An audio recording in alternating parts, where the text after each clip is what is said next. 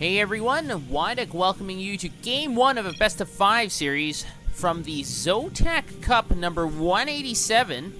And here in the finals, on Shir Vestige, we've got spawning in the bottom right as the green Protoss, representing Planet Key Dynamics.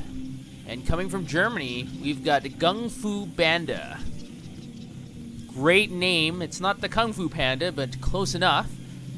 And his opponent is quite a bit of a stiff competitor, spawning in the top left as the, what color is this? Like a light purple?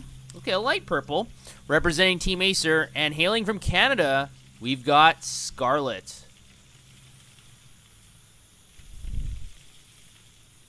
So Scarlett is well known as one of the best non-Korean players. But is she going to be able to take down GunGFuBanDa, as we do see a very, very fast forward pylon and a very fast gateway as well. This may be trouble for our Zerg player if Scarlett is not able to detect this right away. If she puts up that hatchery first, it may spell the end of Scarlett immediately. Because she hasn't sent out a drone out to scout out the main base. It's going to take forever for that Overlord to detect that basically there are no structures in the main base. Now we do have that drone coming out, and it looks like Scarlett is going to be putting down a hatchery at that natural. Yes, that hatchery is going to go down. Now, the only thing she might be able to do is possibly cancel this hatchery and get that spawning pool up, but still no spawning pool. I think this is going to be very bad for Scarlett. Scarlett is going to be able to see the gateways, but with that boosted out gateway, the Zealot is going to be coming out very soon. That spawning pool is morphing in the back. It's going to take about a minute to finish, and that Zealot is going to be out very soon. So now both gateways, excuse me, are up and operational. And that first very menacing Zealot is going to be out of that gateway, sprinting across to the main base of Scarlett's. And that spawning pool is still about 30 seconds before it's going to be able to finish. Now, the drones have been pulled off the line to deal with at least the probe. At least if you can get rid of the probe, you might be able to stop further pylons or forward pylons being put down. But it looks like with the combination of that Zealot and two more Zealots now rushing up that ramp, I think Scarlett is going to be in a very difficult position. Now, the 3 eggs have been...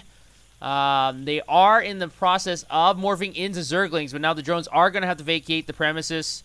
So it looks like the minerals are going to be really lacking for Scarlett for quite a bit. And now Scarlett has to go into full defense mode with the drones as well. One more Zealot is going to come and reinforce. In combination with the Zerglings, Scarlett should be able to hold here, but her supplies are dropping precipitously. She is down by 7 supply.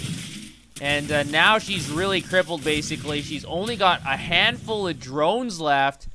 And it looks like GunGFuBanDa does have the economic advantage. He also has the army advantage. And almost doubling the supply of his Zerg opponent. I don't think Scarlett's going to be able to recover.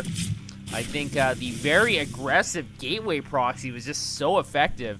And even with the Queens, I don't think the Queens can do too much here. There's not enough creep for them to run around on. If there's a lot of creep, you might be able to kite the Zealots for a very long time. But in this position, I don't think the Queens are going to do very well. Both Queens are going to go down immediately, and it looks like it's 3 Zealots on 3 Zerglings. So, Scarlett is going to tap out, and GunGFuBanDa is going to take game 1 very easy in a 5.5 minute game. Obviously, wild things can happen. And this is one of the wilder ones. GunGFuBanDa went for the all-in, and it worked all the way. So he's going to take game 1 of this best of 5 series. We'll have to head over to game 2 to see if Scarlett can even up the series, or whether or not the aggressive GunGFuBanDa is going to take a very commanding 2-0 series lead.